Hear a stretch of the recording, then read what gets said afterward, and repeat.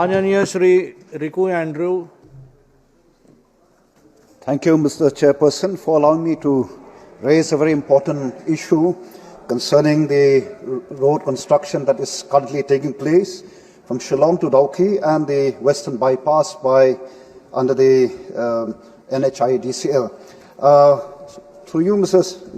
Chairperson, I would like to request the concerned minister to consider paying compensation to the farmers, then the homestay operators, store operators, whose livelihood have been greatly affected due to the unmindful dumping of debris along the streams. And this has affected, the paddy fields. It has affected the water source of many people who have been living, through depending on these natural resources.